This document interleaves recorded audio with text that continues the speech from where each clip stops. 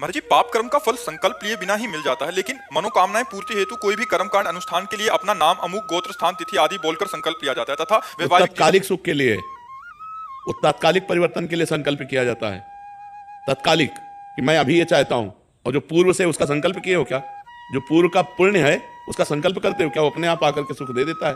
जैसे पूर्व का पाप बिना संकल्प के दुख दे देता है, ऐसे पूर्व का पुण्य बिना संकल्प के सुख देता है। अभी हमें ये परिवर्तन चाहिए, अब संकल्प करो, उसका अनुष्ठान करो, और अगर उसका अनुष्ठान जोर पड़ता है तो पूर्व प्रारब्ध जो पाप है उससे जोर का अनुष्ठान हो जाएगा तो परिवर्तन हो जाएगा, नहीं खोपड़ी के बल खड़े हो जाओ तो नहीं परिवर्तन होगा। करके देख लो, हो ही जाता है क्या, सबका हो ही जाता है क्या, करके अनुष्ठान देख लो। यदि पाप है 250 ग्राम और संकल्प है 25 ग्राम, क्या करेगा, 4-5 बार अनुष्ठान करवाओ और वो नष्ट हो तब जाकर सफलता होगी, ऐसे थोड़ी सफलता हो जाएगी। नहीं, सब संकल्प करते काम बन जाए ना तुरंत, सबके काम बन जाते हैं क्या संकल्प करते, नहीं बनते।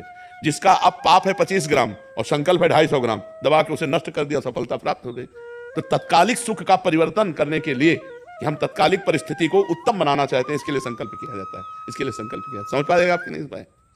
अर्धांगिनी को भी तो लेते हैं साथ में, अर्धांगिनी पत्नी हो और उसके बगैर संकल्प नहीं लिया जा सकता। कोई भी अनुष्ठान करते हैं तो अर्धांगिनी का होना जरूरी है। क्यों नहीं जरूरी है, अर्धांगिनी क्यों बनाया है, इसीलिए तो बनाया है उसकी अनुमति जरूरी है। उसका देखो, जब राम जी सिया जी अंतर्ध्यान हो गई ना भूमि पे, तो जब राम जी ने यज्ञ किया तो सोने की सीता बना करके वाम भाग में विराजमान किया, स्वर्ण की सीता वाम भाग में विराजमान करके तब यज्ञ याद किया। अर्धांगिनी इसीलिए अर्धांगिनी है कि उसकी सत्संग में आने के लिए, जैसे आपके दर्शन करने गुरु जी के, तो अर्धांगिनी का आना जरूरी है। नहीं, ऐसा नहीं, ऐसा जरूरी नहीं। ऐसा संकल्पित कार्य, जैसे हम यज्ञ कर रहे हैं, हम जैसे सप्ताह की भागवत कर रहे हैं, कोई अनुष्ठान कर रहे हैं, तो उसमें अगर वो नहीं आना चाहती है तो उसके लिए आसन जरूरी है।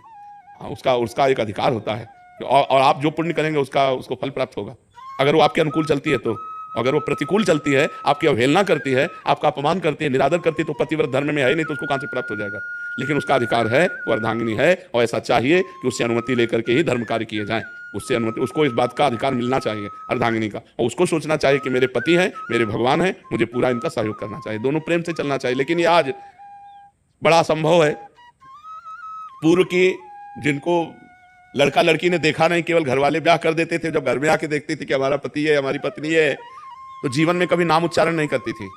धर्म की धज्जियां उड़ाई जा रही हैं, जो धर्म का सिद्धांत है उसकी धज्जियां उड़ाई। देवी देवता सब पूज के, ब्याह होने के बाद भी पूरे गांव की देवी देवता पूज के, गुरुजनों की आज्ञा लेकर तब गृहस्थ धर्म में उतरते थे। यहाँ जरूरतें नहीं, पहले ही बॉयफ्रेंड गर्लफ्रेंड है, पहले ही लिव इन रिलेशन है, तभी वो पति के साथ टिकती नहीं है, वो पति के, और पति भी उनके साथ नहीं टिकता हुआ। तो आजकल तो बड़ा विचित्र हाल है कि किसी की गृहस्थी पवित्र जुड़ जाए और आजीवन निभ जाए, ये बहुत बड़ी बात है। अब तो ऐसा चल पड़ा कि 30 साल के बाद डिवोर्स, 30 साल के बाद डिवोर्स। अरे अपना भारत देश ऐसा है, इस धर्म की मर्यादा एक बार जिसका हाथ पकड़ लिया तो कमी बेसी ना देख करके आजीवन निर्वाह किया जाता था। पूर्वजों में देखो, गांव में कभी हमने ये डिवोर्स शब्द नहीं सुना, कभी शब्द नहीं सुना। आजकल देखो कैसे वातावरण बन रहे हैं।